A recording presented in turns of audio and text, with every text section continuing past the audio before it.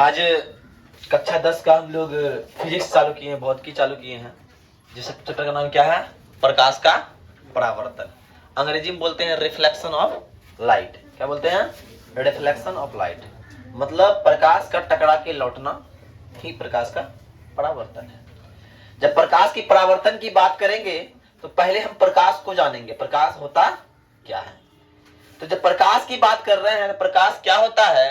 What is light? तो light वह माध्यम है, प्रकाश वह कारक है जिसकी सहायता से हम किसी वस्तु को देखते हैं। जिसकी सहायता से हम किसी वस्तु को देखते हैं वो क्या है? तो वो प्रकाश है ना। अब जब प्रकाश क्या है? तो प्रकाश ऊर्जा है कि ना। जहां देखते होंगे बॉल का इतना देर से बढ़ रहा है, रोशनी निकल रहा है, वो धीरे धीरे वो जगह गर्म हो जाता है कि ना। किया ऐसा? हाँ। कहा है कि प्रकाश एक प्रकार क्या है? ऊर्जा है, इसलिए ऊर्जा मुझे फील होती है। अब आते हैं, एक होता है प्रदीप्त वस्तु, एक होता है अप्रदीप्त वस्तु। ये क्या है समझिए। बहुत सारा वस्तु है जिससे क्या होता है? प्रकाश निकलता है। अर्थात तो कुछ वस्तुएं जो प्रकाश उत्सर्जित करती है, प्रकाश को अपने अंदर से निकालती है, वो क्या कहलाती है? वो कहलाती है प्रदीप्त वस्तु, ल्यूमिनियस प्रदीप्त वस्तु। बॉल से प्रकाश निकल रहा है तो बॉल क्या है? प्रदीप्त वस्तु है। मोमबत्ती जला दिए, मोमबत्ती से प्रकाश आ रहा है तो प्रदीप्त वस्तु है। सूर्य से निकलती हुई प्रकाश वो क्या है? प्रदीप्त वस्तु है।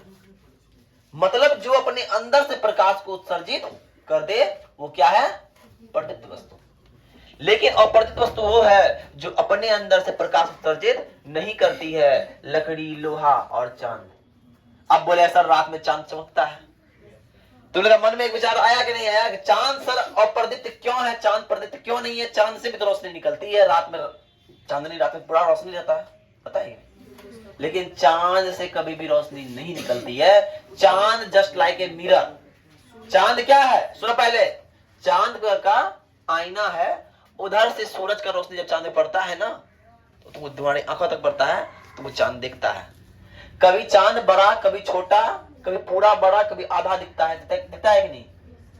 मतलब चांद पर सूर्य का प्रकाश आधा पड़ा है, इसलिए चांद को आधा दिख रहा है। चांद पे सूर्य का प्रकाश पूरा पड़ गया तो चांद को पूरा दिखता है कि ना। फॉर एग्जाम्पल के लिए लक्ष्मी कुमारी को यहाँ खड़ा कर दो और पूरा रूम अंधेरा कर दो, तुम वहां बैठो, लक्ष्मी कुमारी तुम्हें दिखाई नहीं देगी।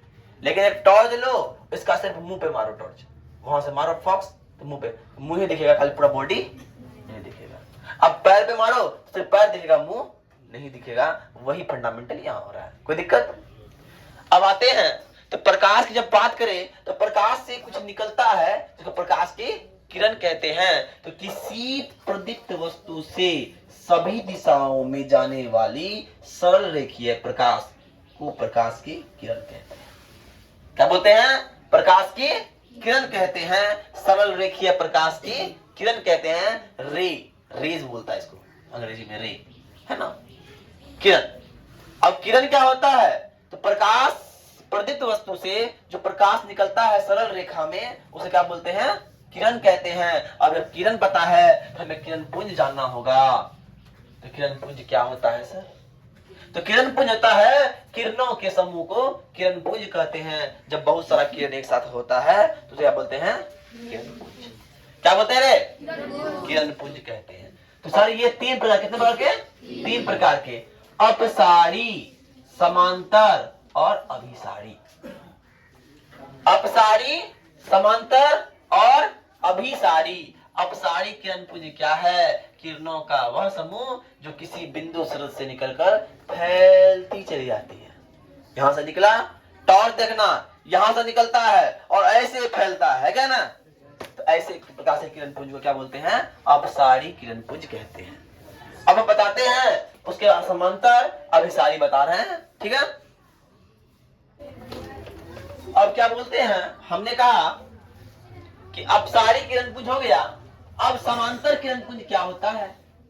तो किरणों का वह समूह जो एक दूसरे के समांतर होती है उसे समांतर किरण पुंज कहते हैं। जो हमेशा क्या करता? समांतर। समांतर समझते हो? ट्रेन का पटरी जो आपस में कभी मिले ना, जो कभी आपस में मिले ना, जो मिल गया वो समांतर कभी होगा नहीं, है ना। तो ऐसे किरण पुंज को बोलेंगे समांतर। और वैसे किरणों का समूह जो विभिन्न स्रोतों से आकर किसी एक बिंदु पर मिलती है, इसीलिए उसे अभिसारी कहते हैं। जो सुनो पहले ध्यान समझना, अपसारी अभिसारी में बच्चा अक्सर कंफ्यूज रहता है। अपसारी निकल के फैल जाना, अभिसारी जो फैला हुआ है उसको जो समेट लेना, समझ आप ना। जो निकल किसी एक बिंदु से निकला और निकलकर फैलता चला गया उसको बोलेंगे अपसारी। और जो विभिन्न बिंदु से आ रहा है और किसी एक बिंदु पर समेट लिया उसको क्या बोलेंगे? अभिसारी। अपसारी मतलब लुटा दो, अभिसारी मतलब समेट लो। समझ गए? समझे कि नहीं? क्या समझे?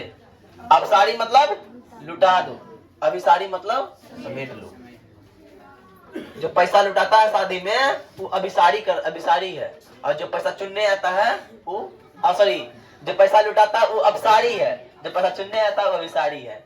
एक बार लक्ष्मी पैसा चुन रही थी, गिर गई बेचारी। जोक सा पार्ट है, लक्ष्मी चुन नहीं रही थी, बस उठा रही थी। देखिए अब बात करेंगे हम लोग कि प्रकाश के परावर्तन में जब बात कर रहे हैं कि हम लोग किरण पुंज के बारे में पढ़े, उसके बाद क्या है, कुछ वस्तु होती है, एक होता है पारदर्शी वस्तु, एक होता है अपारदर्शी वस्तु और एक होता है पारभासी। तो पारदर्शी क्या होता है? ऐसा वस्तु जिनके द्वारा प्रकाश आर पार जा सकता है उसे पारदर्शी पदार्थ कहते हैं, है ना। क्या कहते हैं? पारदर्शी पदार्थ। जैसे कोई कांच ले लीजिए, इधर से टॉर्च बाढ़िए उधर भी चले जाता है, होता है ना, पार रहता है, कांच के इस पार होता है ना, ठीक है, तो हो जाता है। तो उसे क्या बोलते हैं हम लोग? पारदर्शी। कांच, पानी में प्रकाश इधर से उधर जा सकता है ना। अब आते हैं अपारदर्शी क्या है? ऐसा वस्तु जिनके द्वारा प्रकाश आर पार नहीं जा सकता। इसी बोर्ड पे टॉर्च बढ़ाइए, क्या उस पर चले जाएगा? दीवार उस पर चले जाएगा? नहीं जाएगा। इसलिए ये वस्तु क्या है? अपारदर्शी है। लेकिन कुछ ऐसे होते हैं पारभासी, ऐसे वस्तु जिनके द्वारा कुछ ही मात्रा में प्रकाश आर पार जा सकती है। कांच को ले लो, कांच को घिस तीस दो कुछ लेके, अब प्रकाश जाएगा लेकिन पूरा प्रकाश नहीं जा पाएगा। तेल लगा हुआ कागज देखना, कागज में तेल लगा देना, प्रकाश आता है, बिना तेल लगा उनका प्रकाश नहीं जाएगा, लेकिन तेल लगा प्रकाश जाता है, लेकिन फिर भी पूरा नहीं जाता है। इसलिए ऐसे पदार्थ क्या बोलते हैं?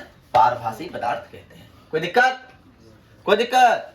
No sir. तो अब आते हैं बात, प्रकाश की परावर्तन कहे थे, तो प्रकाश का परावर्तन होता क्या है? तो प्रकाश का परावर्तन क्या है? जब प्रकाश की किरण किसी वस्तु से टकराकर लौटती है तो इस घटना को प्रकाश का परावर्तन कहते हैं। क्या करती है? टकराकर लौटती है। क्या करके लौटती है? टकराकर लौटती है, तो इस घटना को प्रकाश का परावर्तन कहते हैं। ध्यान दीजिए, हमने एक दर्पण लिया, कौन दर्पण है? समतल दर्पण। प्रकाश की किरण गई और टकराकर लौट गई, तो इस घटना को क्या बोलेंगे? प्रकाश का परावर्तन कहेंगे। और जब प्रकाश का परावर्तन होता है उसमें क्या सब होता है, उन सब पे हम बात करेंगे। क्या सब कार्य हो रहा है? तो पहला जो किरण टकराने आ रही है उसे बोलेंगे आपतित किरण। जो किरण टकराने आ रही है उसे क्या बोलेंगे? आपतित किरण। और जो टकरा कर लौट रही है उसे बोलेंगे परावर्तित किरण। क्या बोलेंगे? और जिस बिंदु पर टकरा रही है और जिस बिंदु टकरा कर लौट रही है उस बिंदु को बोलेंगे आपतन बिंदु। क्या बोलेंगे? और उसी बिंदु पर एक लंब खींच दिया गया, 90 डिग्री कोण बना दिया गया, तो उसको बोलेंगे अभिलंब। क्या बोलेंगे? और अभिलंब से आपतित किरण के बीच की कोण को बोलेंगे आपतन कोण, और अभिलंब से परावर्तित किरण के बीच कोण बोलेंगे परावर्तन कोण। कोई दिक्कत? तो लिखेंगे वही चीज डिफाइन किया, प्रकाश की वह किरण जो किसी वस्तु से टकराती है ना। जो किरण टकराई, टक, आपतित। आपतन बिंदु क्या है? जिस बिंदु पर टकराई, है ना, वह बिंदु जिस बिंदु पर प्रकाश की किरण होता है, टकराती है, प्रकाश की किरण टकराती है, उसे आपतन बिंदु कहते हैं। अब परावर्तित किरण कौन क्या होता है? प्रकाश की वह किरण जो किसी से टकराकर लौटती है। टकराई है, टकराकर लौट रही है, दैट इज कॉल्ड, है ना, ये क्या कहलाती है? परावर्तित किरण कहलाती है। और अभिलंब आता है, अभिलंब क्या आता है? तो अभिलंब वो है सर जो आपतन बिंदु पर एक लंब खींच दिया गया, 90 डिग्री कोण बना दिया गया, क्या कहलाएगा? अभिलंब कहलाएगा। और आता है आपतन कोण, परावर्तन कोण, है ना। तो आपतन कोण क्या होता है ध्यान समझिए। आपतन कोण होता है आपतित किरण और अभिलंब के बीच का जो कोण है उसको बोलेंगे आपतन कोण। और परावर्तन कोण क्या बोलेंगे? अभिलंब और परावर्तित किरण के बीच का जो कोण है उसे बोलेंगे परावर्तन कोण। हम लोग समझ गए। अब आता है प्रकाश के परावर्तन के नियम, है ना। तो नियम, तो प्रकाश के परावर्तन के दो नियम, कितने नियम है? दो नियम। इसको पहले नोट कीजिए, दिखाते हैं आगे, ठीक है।